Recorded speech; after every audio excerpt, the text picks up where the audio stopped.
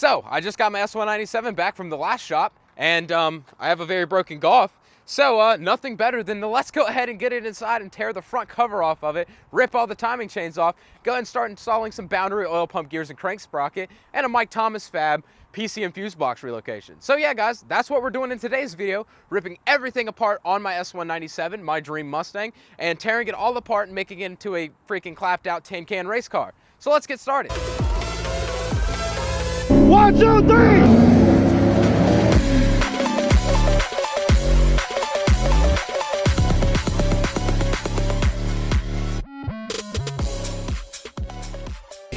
Alrighty, so we got the car in the bacon, ready to start tearing everything apart to put the oil pump gears in.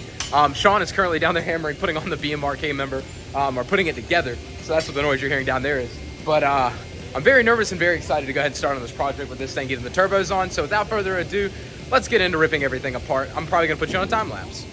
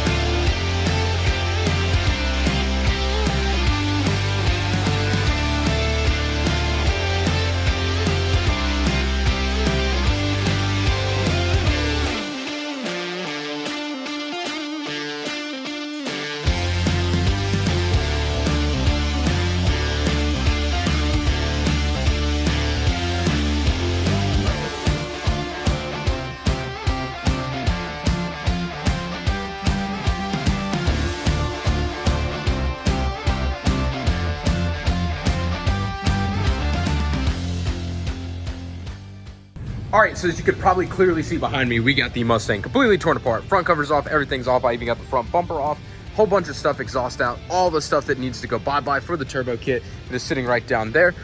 So we're gonna go ahead and continue with the oil pump gears and crank sprocket. I gotta get everything timed up properly. I'm probably not gonna film this because I just want to focus on the timing. I work as a Ford tech, so it doesn't really scare me that much, but I've never timed a Coyote, so I'm definitely gonna probably not film that just in case I mess up. I can't get flamed but so much. But anyways, I'm gonna go ahead and do that. That way I can take the chains off and go ahead and pull this oil pump out. Alrighty, so as you can see, I got the oil pump out. All the timing and everything is undone from the motor. Everything went hopefully pretty smoothly. Besides the fact that I dropped my wrench down into the oil pan because I pulled that off without pulling the oil pan off. And that's gonna suck, but at the same time, I still gotta pull this pan off to put the bungs in it for the turbo drains. So it's not that big a deal for me, but if you're doing this on your own, watch out from that. I know they say you're supposed to pull that oil pan off, but you can get it out without doing that by using a wrench and just taking your time. But be careful not to drop it, or at least put something down at the bottom of the pan to catch it if you do drop it, which I highly suggest.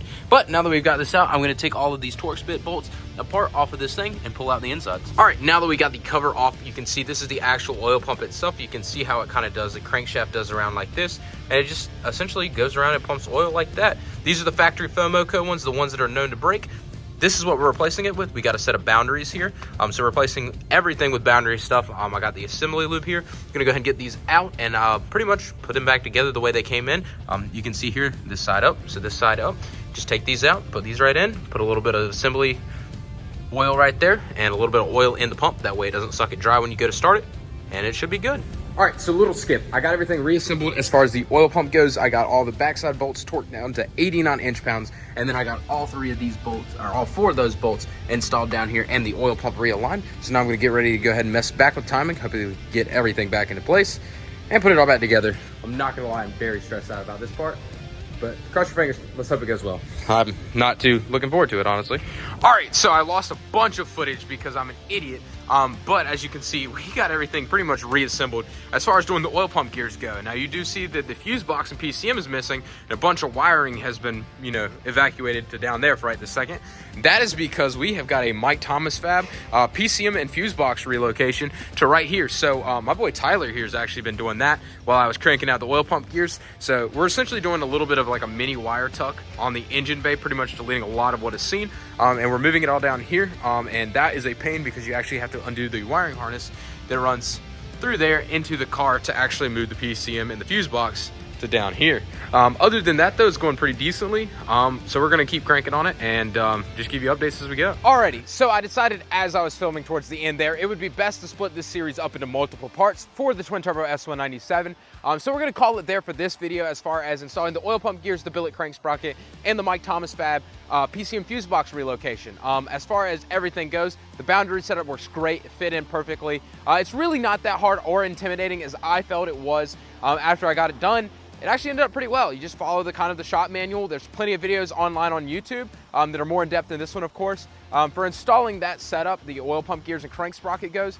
And it actually goes pretty well. I mean, I don't really have any issues as far as everything goes. You just follow the guides and it works out pretty good. As far as the Thomas kit, it's a really good kit. Instructions a little variable, but it wasn't too bad to do. The hardest part was taking out all the wiring in the passenger side and running that out the fender well, like I mentioned earlier. Running that out so I can get the fuse box to fit down in that fender well. That was a little bit challenging, but other than that, it wasn't too bad. Kind of relocating things in the engine bay to move the wiring harness. That way all of that would fit the way I wanted it to clear room for the turbos, which that's going to be in the next video. As you're seeing this right now, the car is actually at Fab, so the next video you'll see us putting in the K-member and installing the turbos and the manifolds and all the lines and all of that stuff.